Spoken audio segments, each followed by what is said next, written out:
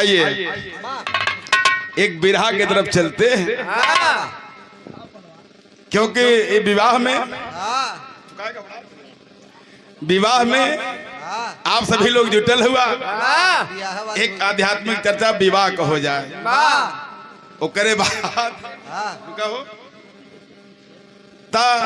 बाद फिर आदेश जैसा मिलेगा वैसन पालन होई। बात मिलल जैसे भगवान भोलेनाथ के बियाह के करौलस नारद। भैया हो भगवान भोलेनाथ के बियाह के करौलस नारद मुनि। देखलन भगवान भोलेनाथ अपने माया में लीन हुए। जनिष भगवान भोलेनाथ के बड़का फूफा जब बियाह के करौलस नारद जी बियाह करा देन। भोले बाबा अपने माया में लीन हुए, विष्णु अपने में लीन हुए, ब्रह्मा अपने में लीन हुए। जब नारद खन कन रे सबके तो बियाह होइगा, हमरो भी हवा होई कि चला गन अपने बाबू ब्रह्मा लगे कहे कहो बाबू यार हारे बाबू यार हमार भी हवा होई कि हम ऐसे टिन उबई करब। बाबू ऐसे ब्रह्मा जी जब इतनी बात सुने नारद के तो ऐसे लगन कुल पथन्ना उल्टे। जब अपन पन्ना उल्टा लगन पूरा पन्ना साफ बेटा नारद तोहरे किस्मत में मेहरारू नहीं बा। इतनी बतिया सुने नारद टिनाई गन को बाबू तू कैसन बाप है, तो है बाप कहे पाप लगाता को दुनिया किस्मत तू लिखे हमार लिखे बाद तोहरे कलमी में धुएं फूटी तोहार सियाहा चुक गई। कैसे टेढ़ में खिंचाई दे होते हमरो जुगाड़ बढ़िया। तो नारद के बतिया सुन के ब्रह्मा जी मुस्कियाई लगे। बेटवा नारद तोरे किस्मत में मेहरारू नहीं है, अगर तोहरे किस्मत में कुछ बा तो भगवान का भजन हो। ये में अपन जिंदगी बिताला। नारद कहीं कि ना देख तोहरे कलम में कितनी ताकत हम देख ले। कहीं सोचे लगे कतों जुगाड़ मिलो चाहे ना मिलो, लेकिन मृत्यलोक में सारी व्यवस्था मिले ले। ब्रह्मलोक से नारद जी चल दिए आ गए मृत्यलोक। एक नई प्रस्तुति है। ब्रह्मलोक से जब आयन बाबू चल दिए मृत्यलोक में पहुंचलन एक ठे झाड़ी में तिराहे पर जंगल के बीच बीड़ा सितार रख करके एक तिराहे पर खड़ा होकर के सोचने लगे क्या तो कोई सुंदरी चाह लेती मुझे भी, लगी लालसा दिल में नारद के भारी। करूं क्या करूं ना यही सोचते, वन में विचरण तो करते रहे बीड़ाधारी। करिश्मा का मंजर विपिन में हुआ, जा रही नाचनी एक जो थी कुमारी। कल्पना लोक में डूबे नारद मुनि का हो जाती शादी इसी से हमारी।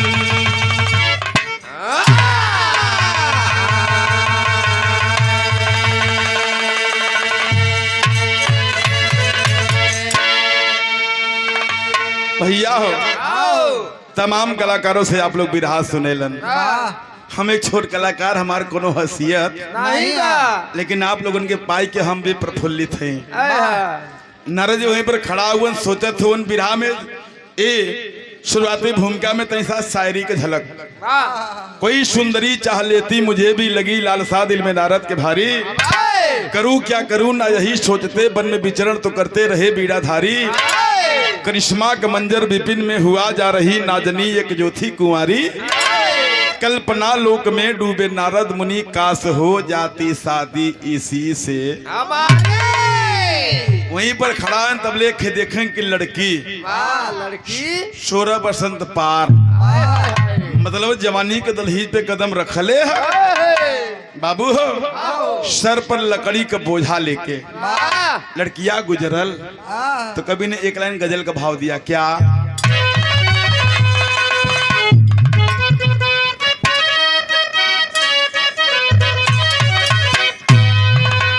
गाँव के नसुड़ी कक्का मुसलमान भाई जब ताजिया उठा के करबला के तरफ चले तब गावे का गावे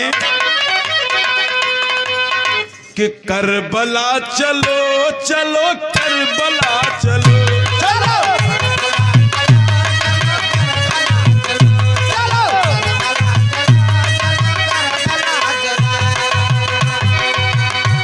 लेके खुदा का नाम चलो करबला चलो चलो करबला चलो।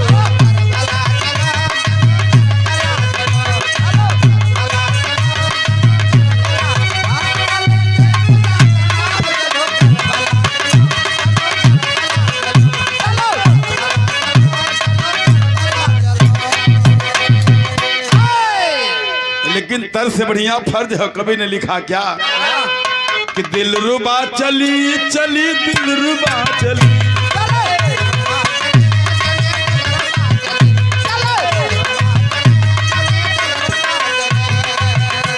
नरद कहिया पार चली दिलरुबा चली चली दिलरुबा।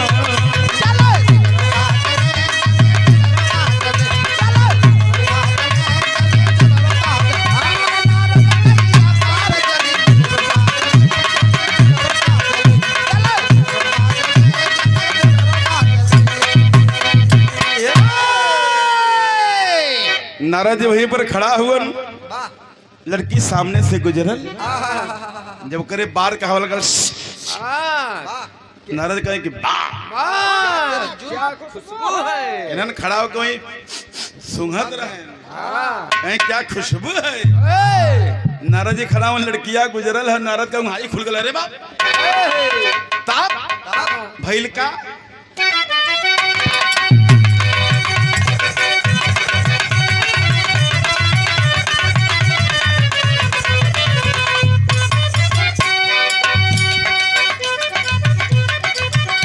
नरद भी उसके पीछे पाँव दाब चल दिए, नरद भी उसके पीछे पाँव दाब चल दिए, लगता जिगर में शादी वाला ख्वाब चल दिए।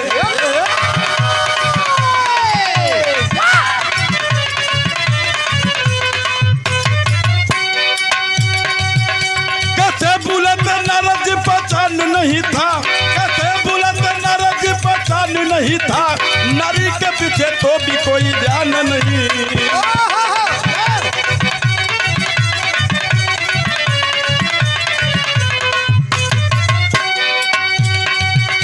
गोरी के पाँव कहीं भी ठुमक पड़े जरा, गोरी के पाँव कहीं भी ठुमक पड़े जरा, तो खुलासा भगत नारद हो जाते थे।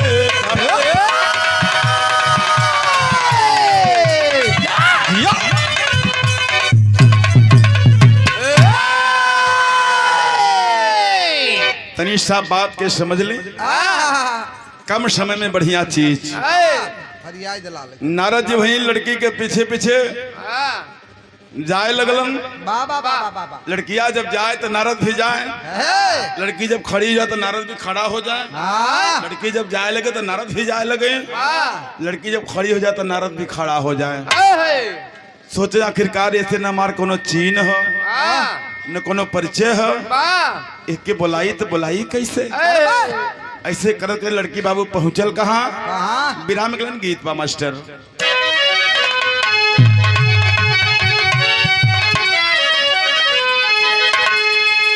भैया हो गीत के गावे के स्वर्गीय रामदेव बाबू, पहले के लेखक ऐसा ऐसा रहलन भैया हो, मौके का गीत लिखे। इखे बुढ़ऊ दद्दा रहलन, नाती को बियाह करके गईलन जब घरे, अरे वाह, इतना बियाह में खर्चा हो गया, दद्दा के नींद नहीं आवत हो। लोग जब बियाह करलन तो पूरा हिसाब किताब सब तो छोड़ा, जे घरे के मालिक रहेला चचा, ओकरे सर पर जिम्मेदारी हो लेके पूरा बियाह का जितना भी डेकोरेशन से पूरा सिस्टम ले करके मेंटेन लोग करेलन। बुढ़ऊ दादा पूरा हिसाब किताब मिलावत, ठीक 12 बजे रात जागत हुवन, बीड़ी पियत हुवन, सुरती खात हुवन, नींद ना आवत हो। तब ले उनके कान में एक आवाज पहुंचल, दादा कलम उठा करके लिखे क्या,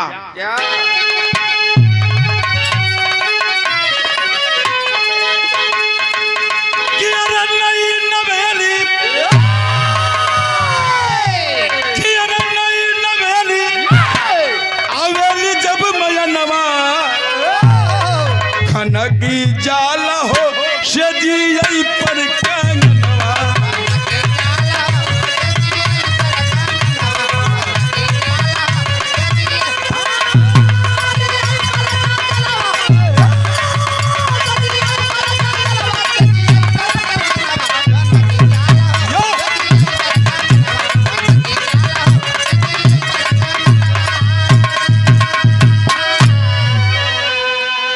ई तो बड़ी पुरान हो, लेकिन ही के एक निरहू निरहू जनत हो कहा खवन आजमगढ़ का हाँ वीरेंद्र चौहान उर्फ निरहू एका पोलन तो तैसा के बदल देले हुन कि कोनो लड़का अपने बाऊ के समझावत है ये बाऊ जवानी में बड़ा अंगरा दरला अब का करबे बुढ़ाई लेकिन बुढ़ाई में तुहार कौन गति है बतावो से लड़कवा का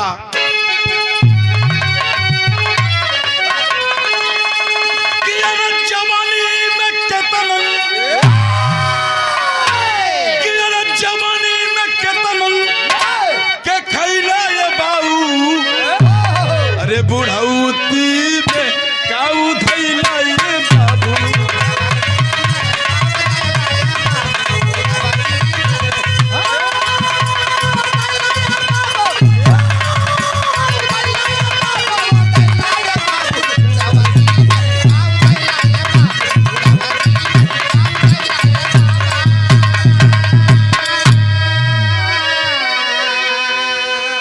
भैया हो ये तो धुन तरक छड़ी का आनंद हो लेकिन विराग में कोटेशन विराग में कहानी होले आखिर लड़कियां पहुंचल कहाँ अशोक बेटा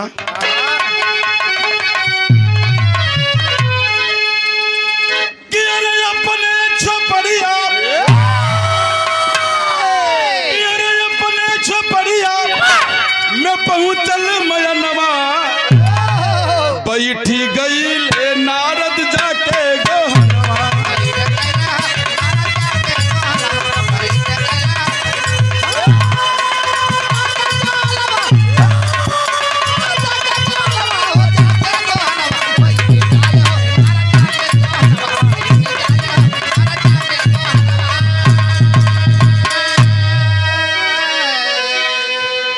लड़की धीरे धीरे पहुंचल कहा अपने महल के तरफ अपने कुटिया में जब पहुंचल है नरद ही पीछे पीछे लगल है वन लड़के जाकर घरे में पहुंचल सर का बोझा उतार के घरे में रख दिलस जब उलट के देखलस तो पीछे कोई नौजवान खड़ा है पूछलस के हुआ कैसे अइला नारद जी मारे डर के मारा कुछ बोला नहीं है सोचन ऐसे मार चीन न पहचान कौने बिरदरी कह एकर घर कहाँ है कैसे से बोली लड़कियां एक बार दो बार तीन बार बुलाए तो नारद जी नहीं बोललन लड़की के क्रोध है आई क्या पकड़ के नारद के मुड़ी हुई दीवारी में ठेल दिलस जब दीवारी में नारद के मुड़ी जब ठेललस तो नारद जी के मोहवा निकुरवा कुल फूट गई लगल खून बहे जब यहाँ से यहाँ एक भइल तब पूछली नवेली नारद ये भैया डर से बताने लगे कहीं रड़ुआ बाटी मोरी यह फूटल की समतिया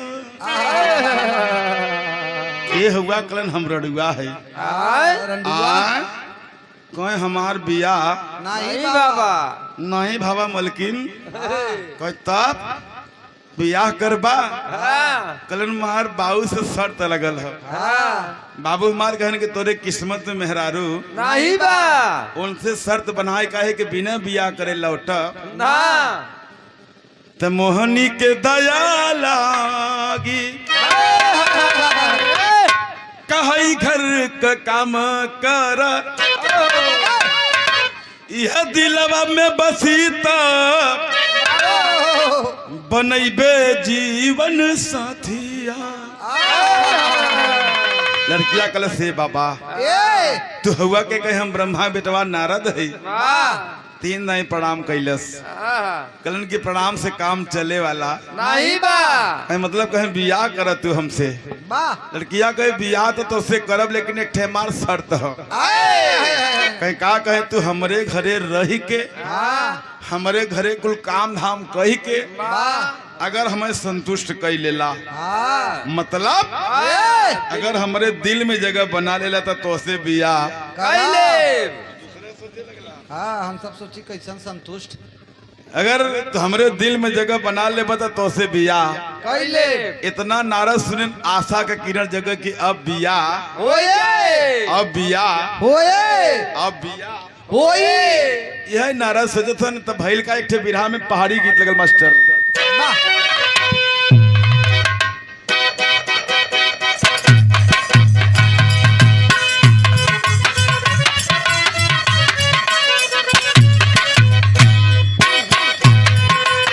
ये गीत यहाँ से ट्रेंडिंग में हो दोनों लड़की का नया नया बियाह हो गया वाह नया नया मतलब जल्दी के बियाह भाग गई ससुरे ससुर लवर की जब नहरे पहुंची श्याम सकल चाटे सहेली के लिए कारे फलनिया ठीक ठाक बीतल प्लस सब तो बढ़िया रहे बहनी लेकिन एक हाँ एक बड़ी दुख रहा बड़ी दुख रहल का बता दे मास्टर।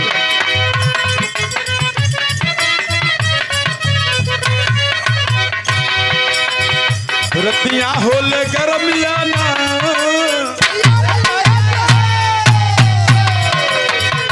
रतिया होले गरमिया ना डोलई पवनवाना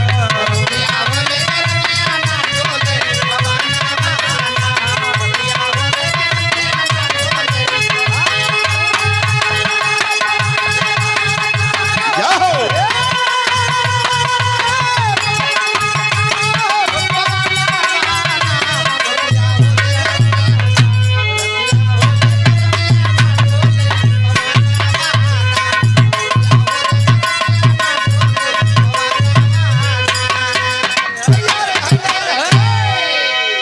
इत गीत हो मारे गरमी के मारी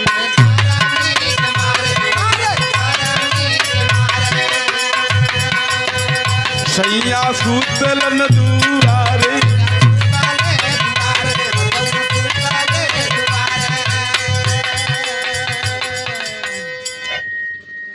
मारे गरमी के मारे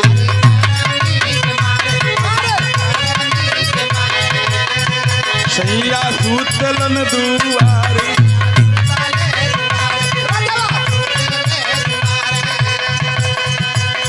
तो हमके साथू न दिया ना हमके साथू न दिया मारली में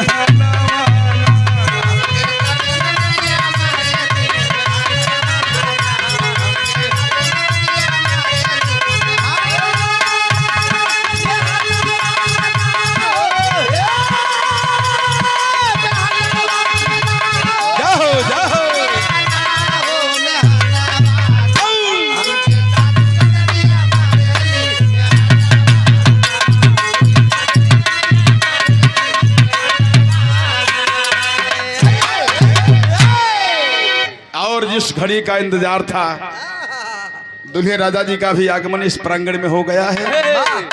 आपको इस रंग मंच कोर से दीनानाथ हसमुख एंड पार्टी कोर से अभिनंदन करते हैं और जीवन के हरे में बड़ तरक्की हो। नाराजी करे का मास्टर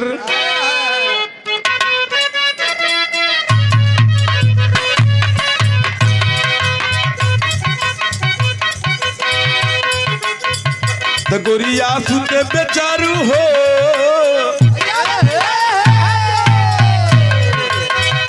गोरिया सुते बेचारू तापले चरणवाना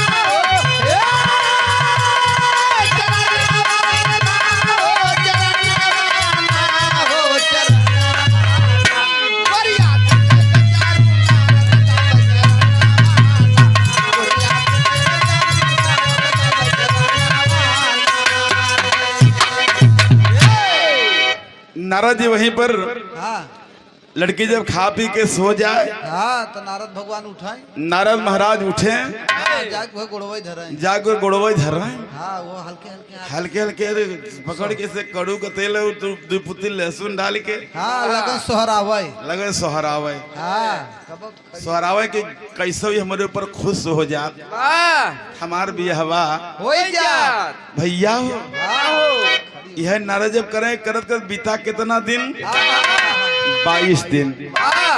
तो इस दिन अशोक बेटा के घटना घट गई। भोरवई एक बनवासी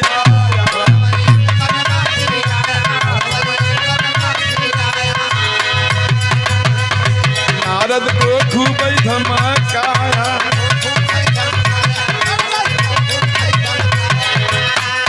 भोरवई एक बनवासी आया, नारद को खूब धमकाया, डर से नारद जी का हो,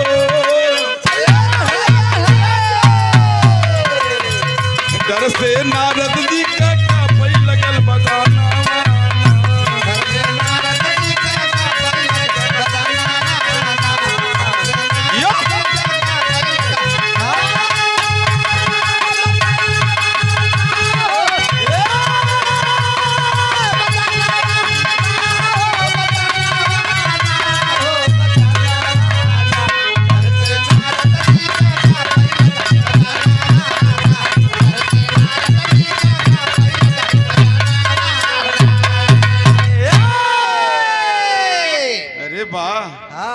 बढ़ गया बढ़ गया।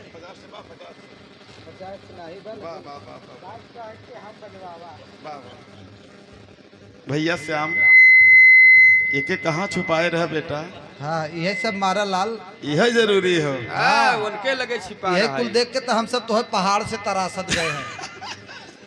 भैया नारद जी वाह लड़की जब खा पी के सोवे पहलवान, हाँ 2 दाना लहसुन डाल के हाँ और अजवाइन डाल के गरमा के खूब बढ़िया सोहरावे। हाँ दो दाना तब तो सरसों रोवाई का पीस खड़ा होए, जब 22-23 दिन बीत गया, वाह 24वें दिन एक घटना घट गई। एक मोड़ के बनवासी जब आए हाँ तो भोरवई एक बनवासी आया,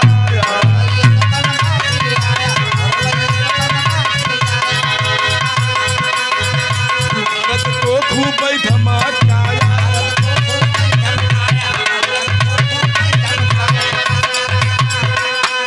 भोरवई एक बनवासी आया, नारद को खूब धमकाया, डर से नारद जी के हो, डर से नारद जी का कापै लगल बदाना,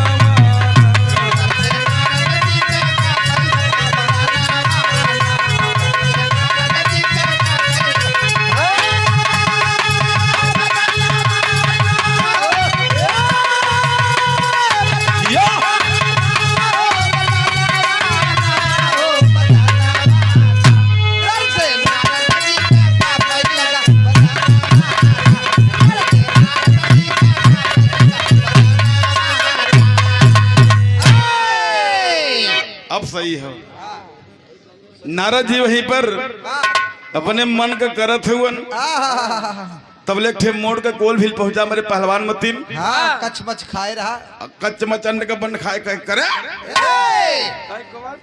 तय कहाँ रे, तई कहाँ बे, हाँ कहीं रे सरऊ, हाँ के हुआ कल सरे, ना जानत हुआ, आज कितना दिन से रियाज मारत है, कहीं लड़की घरे में अकेला, हाँ और तू सरऊ हाँ कड़ुक तेल लाइक सोहरावत है, ओके ठीक करत हुआ। हाँ भैया हाँ नारद जी जब इतनी बात कलंद कर, कितना दिन हुआ, कहीं 23 दिन, 23 दिन से तेल लगावत है, कहीं 23 दिन से तेल लगावा दे सरऊ, हाँ कहता 23 दिन में फूला ही पचकई लगे, हाँ एकरे फेराम हम 9 साल से घूमत है, हाँ 9 महीना सोझियावत है लेकिन सोझियान नहीं, सोझियान नहीं दोनों दिन में कहा सुनी हुई गई, हाँ जब कहा सुनेगो तो लड़किया का नींद खुली गए, ये भैया हाँ करे लड़त है रे, काकरे मोहे से लड़त है हो, हाँ नारद कहीं बात तो सर तमते बनाए है ना, तोरे घरे रह के तोरे मन के काम करब, दिल में जगह बनी बिया करबे, कहे बिल्कुल सही, तो मोटका कह रहा, हाँ बनावा। वैसे 23 दिन में फूले पचकई लगू। हाँ, 9 बरिस से खटवा तोरे चक्कर में 9 साल से घूमो थे। हाँ खटवा ओकर चिंता नहीं बा। कही बिल्कुल सही। हाँ तहु सही है। जब दोनों जने में कहा सुनी, जब मोहे के झगड़ा हुई लड़कियां कह के सुना, ए भाई हरे हाँ ऐसे मोहे से झगड़ा मत कर। कहता कहे दोनों जने कुश्ती लड़ जा, जे जीत जाए वही से बिया। नारा जब करेवरी देखे न पहलवान, हाँ कहीं सरवा मजे कच्च मंचंड के बन खाए के। हाँ बड़ा रियाज मारे बा। रियाज मारता हम जिंदगी भर भगवान के भजन कराई। हाँ टिनटिनवाई बजावा हमार जुगाड़ ना बने। नारद जी सोचा ही लगे वाह का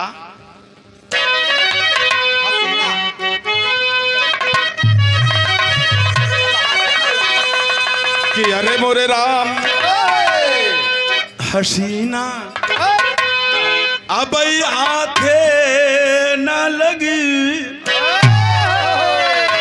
अरे हसीना अब हाथे हो, हसीना अब हाथे न लगी तो हिम्मत छूट गई नारद के तुए पसीना।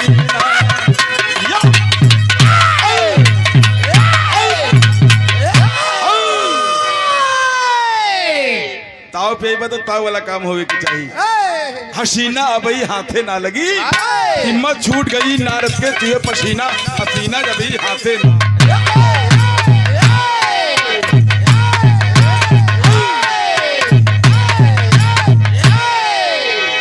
भैया हाँ तुम्हार मुकाबले गवैया ना हाँ अपने मन का करत हुआ। हाँ नारद कहे कि हसीना अबई हाथे ना लगी। ये लगा तो मेहरारू हमारे हाथे आए हुए ना लड़किया कहे तब धीरे से निकल जा। नारद कहे कि नहीं, हाँ 23 दिन तेल लगाए है, हाँ रियाज मारे है। रियाज मारे आज कुछ न कुछ कही के तबई। नारद सोचन का है देखा हमार दिमाग लगा कैसे।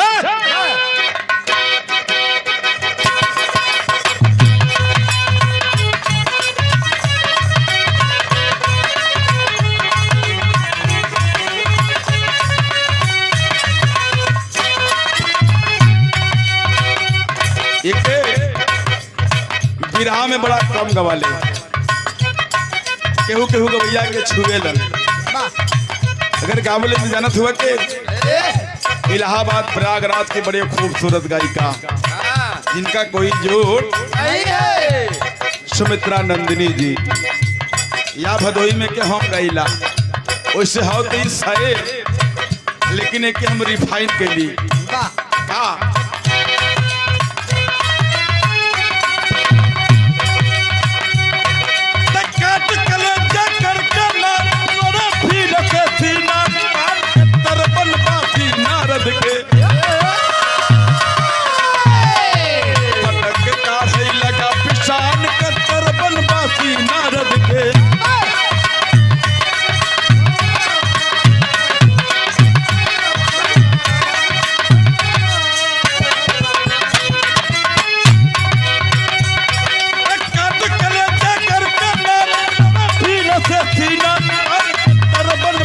नारद के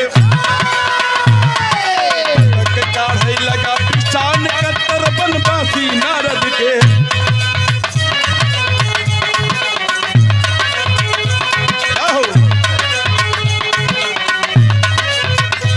नारद के लगा पिशान कत्तर बनवासी नारद के। कत्तर बनवासी नारद के पतक के काढ़े लगा पिशान काट लिए जबदात से बाबा।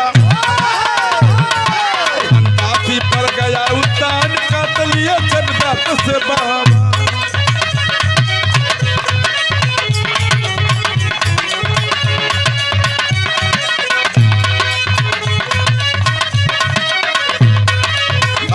बहुत अच्छी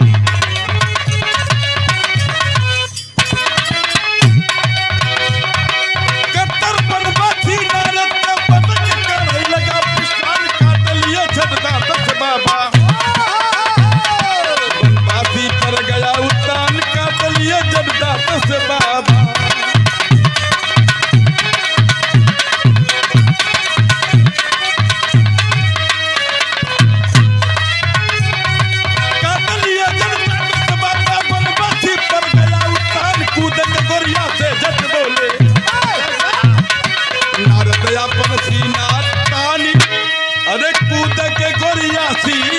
छठी बोले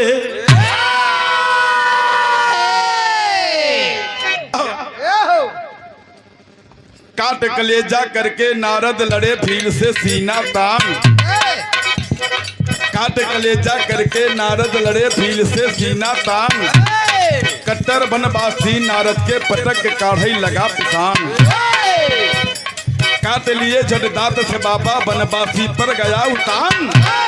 कूद के गोरिया से झट बोले पसीना। भैया नारद जी जैसे जाकर पगला से हाथ मिलाएं कहे नारद के पटक उनके सीना पर चढ़ा। बोल पे करबे बिया। नारद का ये सार जब जिया तब न करब, जब मर जब तो बिया का निपुर होई। भैया जब देखे न उलट के तो लड़कियों मुस्कियात रही। नारद कहे ओह यह लगत हुई से मिली बा। नारद आओ न देखन ताव। नारद वही समय जब देखन लड़की मुस्कियात कहे ओह यह वही से लगत मिली बा। नारद जब देखन कहे मैं सरऊ एक दाव तो रखे है नीचे हवन वही अपन बत्तीसी दाव लगाएन यही पकड़न। लेकिन जब गिनगिनावे तो लगा सरवा चिचियाई। जब लगा छटिया कहे ओकरे छाती पे सवार हो गया। कूद के लड़कियां कहें कि देख हम जीत गए। तोरे शर्त के मुताबिक हम जीत गए। तब नारद का यहाँ बड़ी पुरान तर्ज लग गई मास्टर।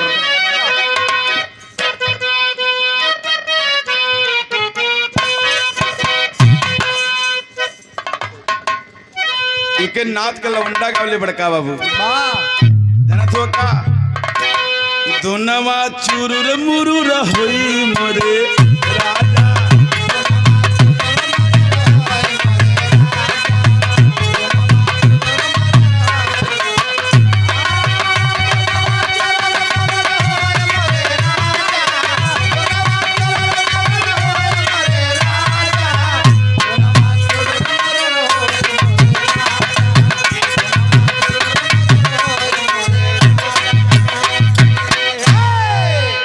गीत हो लेकिन नारद जी लड़किया से कहलन कि हमके गरवाला गईल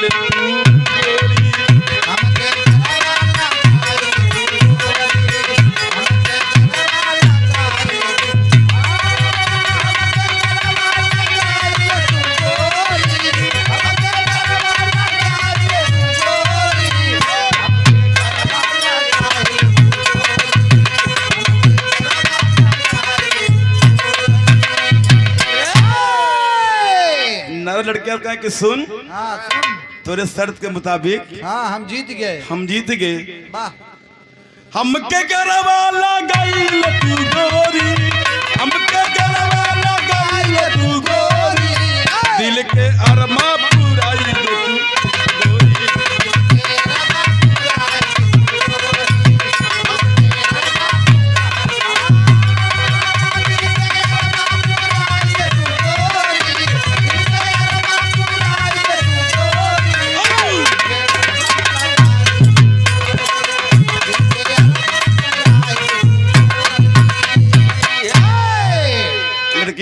तो ये शर्त न रखले रही जे जीते हुई से बिया करब।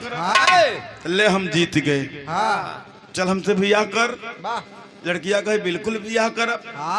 इतना सुना जो पगला रहा मुटका निकाल के चक्कू खड़ा हो गया लाटे वही नारद कहीं कसरे कर कर सार जहाँ तू बियाह करे तार तुहार मुड़ी काटा। जब तुहार मुड़ी काट दे ये टटकई राड़ हो जाए हमार लहान बैठ जाए। का घुमा के बतावत हो जहाँ तू बियाह करे तहाँ तुहार मुड़ी काटा और तुहार मुड़ी काट दे टटके राड़ हो जाए हमार लहान बैठ जाए। नार कहे रे यार वो सरवा काटे दे कहे हम आज बियाह ना कर कहे तब कहे हम एक हफ्ता बाद बियाह करो। चौर पीछे चला गा हाँ निकाल के ए बड़की तलवार ला खरखर खरखर खरखर खरखर खरखर खरखर लाग धार देवे बाहर बेटा अशोक हाँ बड़की तलवार निकाल के जब वीर लोरिक वाली टेवई लाग नारद कहीं कस रे हाँ कहीं कर हाँ कर बिया कर तो करवाऊ हाँ जहाँ तू बियाह करे हाँ तहाँ तुहार मुड़ी काटा जब तुहार मुड़ी काट दे ये टटकई राड़ हो जाई हमार लहान बैठ जाए लगा जब तलवार घुमाए उधर नारद कहे हम अब हैं बियाह ना कर कहीं तब कहीं जब हमार मन होए तब करब देखे मरई लगाई के बैठ गया हाँ कहे जैसे करबा बिना रेलेन छोड़ा वाह भैया हाँ तब जब वहीं बैठा तो नारद कहीं बपवा सही कहत रहा हाँ, कि बेटा तोरे किस्मत में मेहरारू नहीं बा तो जूठे कबा हाथ में पड़ गए ए, भैया तब इसमें देखा नारद कहे कि जब आधी रात के बेला बा कहीं धीरे से निकल दे वाह तो जिंदगी बचिया तो हमारे जाला बहुत कुछ हो गया आहा, जब नारद लगे सोचे ऐसे जाप तो हो न सरवा चीन जाए वाह इखे जुगाड़ लगन बड़का हो जाना थका हाँ लड़किया क्यों सारी साया लंगोटा उंगोटा रहा हाँ उल्टा सीधा पल्ला मार के ए निकल गए वाह आधी रात के बेला में जब निकलन तो यहाँ बिरहा में पहला मोड़ वाह आधी रात के बेला में जब निकले ए, रास्तवा में दूठे रड़ुआ मिली गए वाह रड़ुआ दूठे रड़ुआ मिली गए वाह कोई बारे मालिक हाँ मालिक अरे मालिक हवा तो बड़ा गजबे न हाँ को तोहरे जरा सा लाज नहीं ला हाँ हई दुई मिला वाह और भेजे एक इक्कई वाह नारा जी लगन गनगन गनगन कांपई हाँ जिंदगी तो बच गई वाह लेकिन धर्म ना बचे भैया हो हाँ ओए दोनों रड़ुए भगवान के धन्यवाद दे के खिला एक हाथ पकड़े से हर हाँ एक पकड़े ए हार करे का हाँ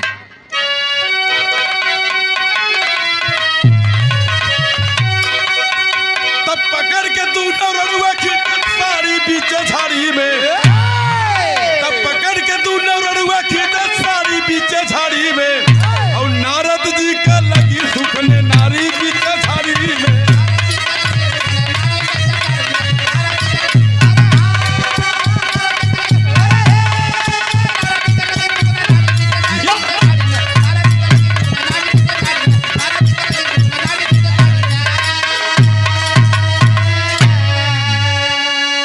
तब पकड़ी बातू नौ रड़ुआ तभी अरे सीने से रहे सटाई है पारी पारा चाहे मन के ले या सब बुराई हो ए भैया हाँ भैया एक ला नारद के हर खींचत हो हाँ दूसर का ये हर खींचत हो बिरहा सुने वाले बाबू हाँ यही खींचा तानी में एक मिला का हाथ नारद के कुजगहे चला गा हथौड़ी का बेटा ही पकड़ाई गया दांत मार दवा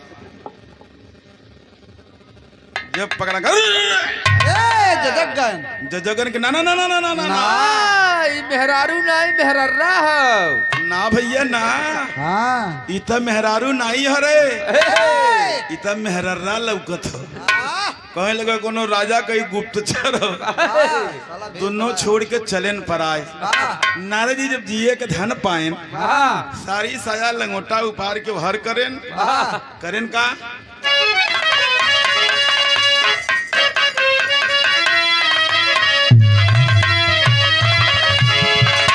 कि जियरा कथन पाके ये भैया जियरा कथन पाके चले नरद गनिया रजऊ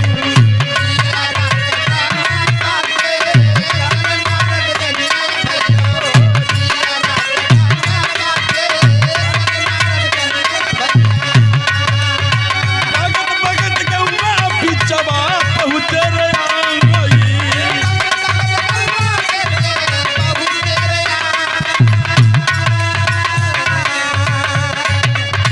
दुअरा पशु तल रहले दुअरा पशु तल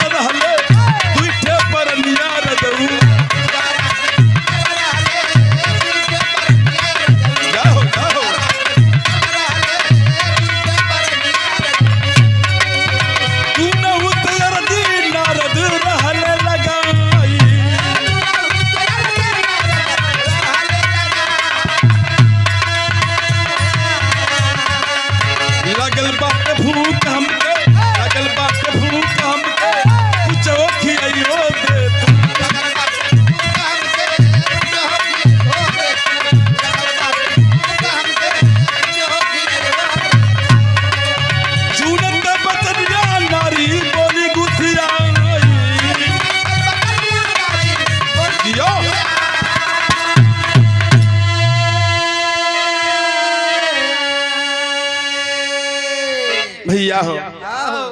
मेरे कहने का तात्पर्य बस यही है, वाह नारद जी के जब वहां से भगलन पहलवान, हाँ भैया जब भगलन है ए बड़ी तेज से भूख लगल, वाह एक गांव के बीच में पहुंचे। वाह वाह वाह वाह गांव के बीच में पहुंचलन है, पति पत्नी सूतल हुवन, दरवाजे पर अलग जगा दिए, वाह अगर कोई हो तो कुछ खिला दो।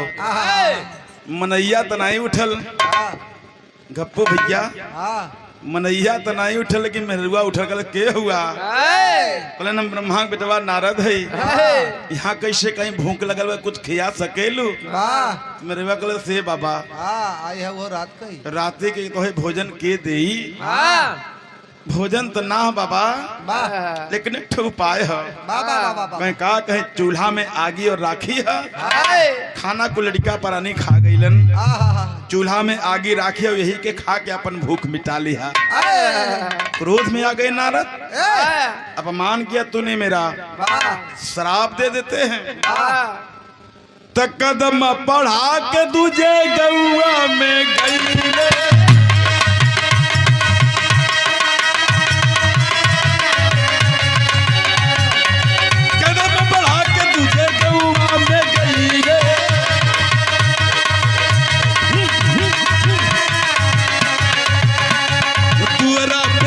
पत्नी गईलन भेटाई,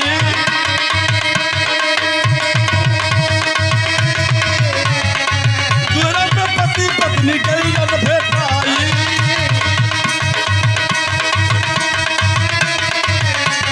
लगल बा पिया हमके बनिए पियादा,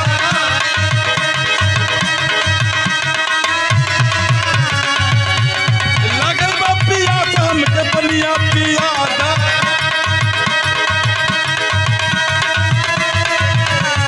सुनतई बतनिया नारी बोली गुचियाई,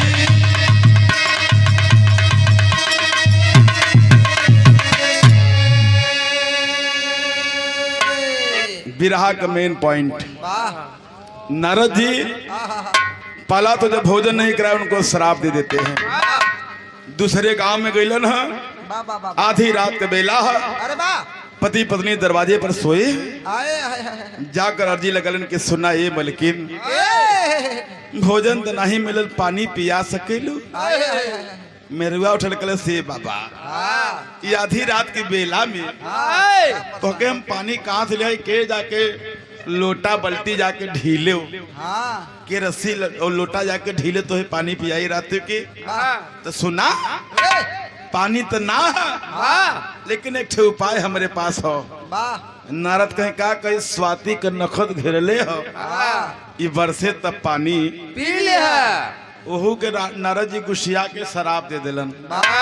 पहला जो भोजन नहीं कराए, दूसरा जो पानी नहीं पिलाए, तीसरा सोचें कि चलिए अपन बीड़ा सितार लेके चलिए अपन भगवान का भजन करी, ऊपर पड़ेगे मेहरारू दाना यू पानी। बीड़ा सितार के पास जब गए तो बीड़वा के पूरा दीमक चिवटा चाट के बचल बा केवल वह मुरझाई गई बा, वह उठा के करे तोहन के नाई दिखान की नारद का बीड़ा में उन्होंने के शराब दे दिए। विराट सुनले बाबू गौर करिए, पहला जो भोजन नहीं कराए, दूसरा जो पानी नहीं पिलाए, और तीसरा दीमक चिवटा। नारद का श्राप आज ही विद्यमान। क्या है दादा पंधारी? आओ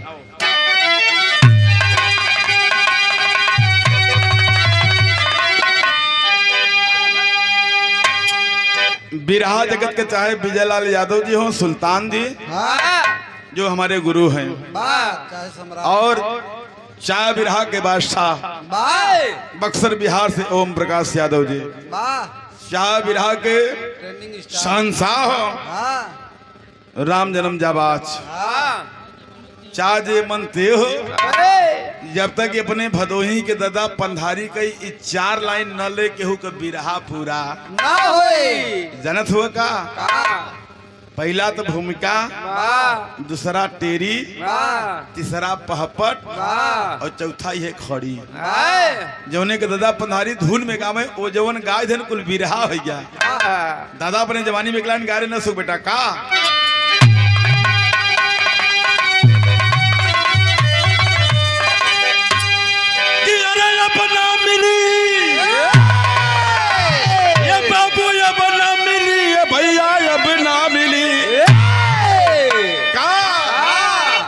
नेनुआ का तरकारी अपना मिली। भाव भाव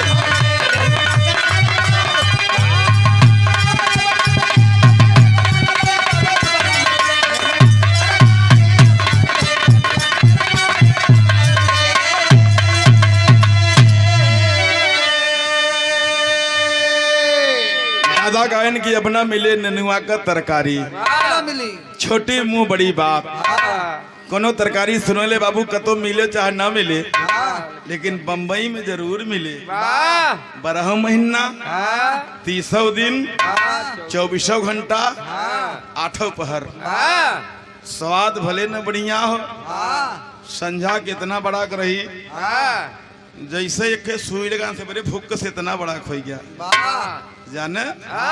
तो जितना सुई नहीं काम करत उससे ज्यादा पुरुआ काम करता। ये देखो बक्सो देख, कहत जितना सुई नहीं काम कर उतना पुरुआ काम करे ले। ए जात कहन कोहार, इनकर बाबू दूठे मेटी गढ़े रहन। वही लॉकडाउनवा में वही मेटिया में नेनुआ लगाए रहन। नेनुआ जब अपने जवानी पर आए राजा ओके मड़ई चढ़ाई देहन। बढ़ा रहे 2 जने पहुंचे सार हरे मेटिये पटक के फोरे पूरा राड कह देन बेटिए सरे भैया। लेकिन एक चीज का न मिले मास्टर,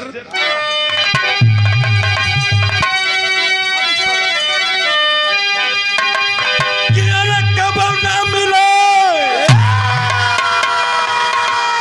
ये बाबू, कब ना मिले ये भैया, कब ना मिले का मुगल पापा मातारी कब ना मिले।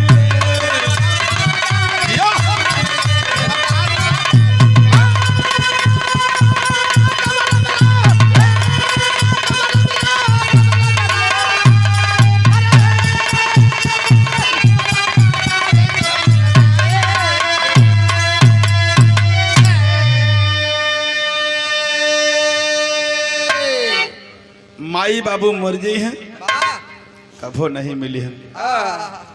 मेहरारू तो 20 ठे मिली जब तक पैसा रहे, जब तक पैसा रही। सकता। दादा पंधारी ओ दादा रामकलास बाबू बतावा दीना बिटवा, दीना लाला लाल रे मेहरारू की जरूरत नहीं बा कब पड़ से जानत हुआ बुढ़ाई दाई का कहो बाबू से अंडे के बंडे बतिया बा कहे बेटा जवानी में कतो दुकान लगी खरीद खाई ले बा, लेकिन बुढ़ाई दाई मेहरारू के जरूरत पड़े जब लड़का अपन मेहर लेके ओहर चल जाई, बिटिया दामाद लेके ओहर चल जाई, नात नतरुआ कुल अपने अपने थाने पवाने हुए तो बची के तो वह बुढ़िए न काम आई। वही सतुआ पीस के दे, वही सतुआ पीस के दे। हाँ अल्लाह बुकवाई ले। सब भैया को प्रणाम। लेकिन कहना है मास्टर तीनों श्राप आज भी विद्यमान है। आखिरी कोटेशन क्या,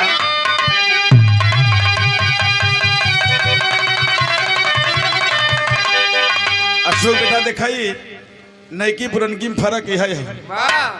ये पुरनकी खड़ी हो जाना तो कैसे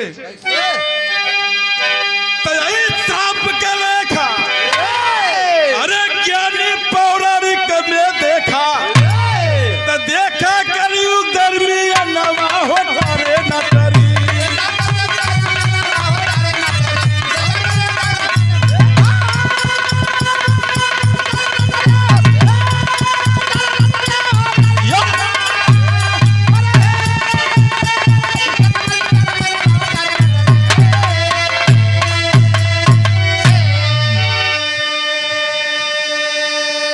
यही श्राप का लेखा ज्ञानी पौराणिक में देखा देखा कलयुग दरमियानवा हो टारे ना टरी। पाला जो भोजन नहीं कराए उनका श्राप क्या था मास्टर, तब पहले श्राप से दंपति दोनों अरे चकवाई और चकोरी कमरी अनल जात है, अरे नीलखे चंदा की बोरी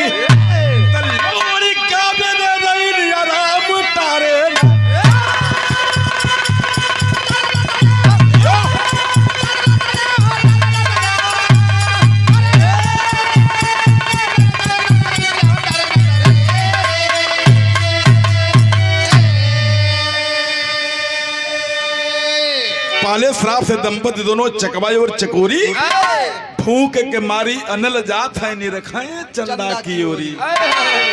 लोरी गावे रे रैनिया राम टारे ना टरी। जोन भुजनवा नाय करान कहन के चूल्हा में आगी राखी बचल वही के खा के भूख मिटाला। उन्हन के कहे के जा तू लोग चकवा और चकई हो जाबा। जब तक तू लोगन के ऊपर चंद्रमा का शीतलता ना पड़ी तब तक तू लोगन के आत्मा के ठंडक ना मिली। उन्हन के रात भर मुंह ऐसे रहेले जो ओस के मीठी मीठी बूंद उन्हन के ऊपर परेल है। उन्हन का मुंह नीचे हो जाला। दूसरा क्या है?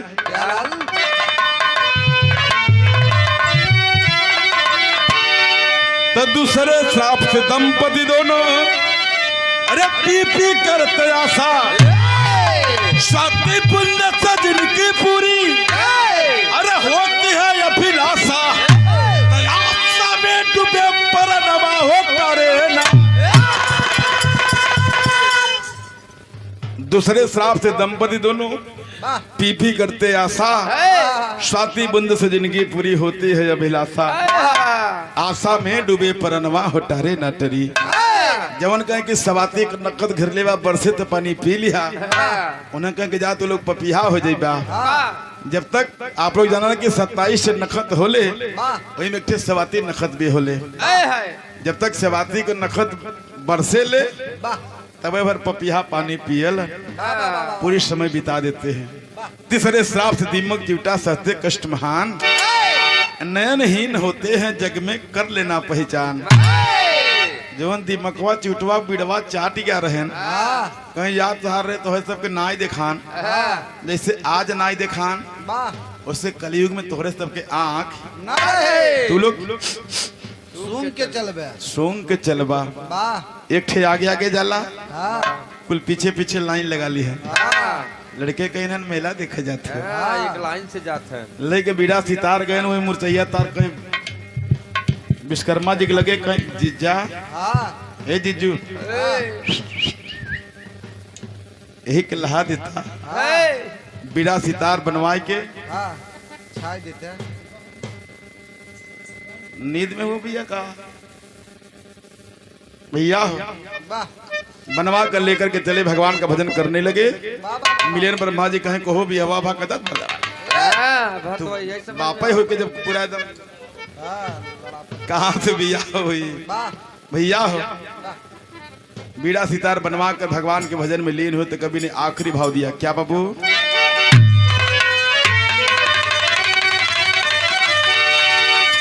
तो गुरु बिहारी गुरु गणेश गुरु राम लाल गुणकारे स्वर्ग पता चंदिका कभी अरे पत्थर जी बने पुजारी।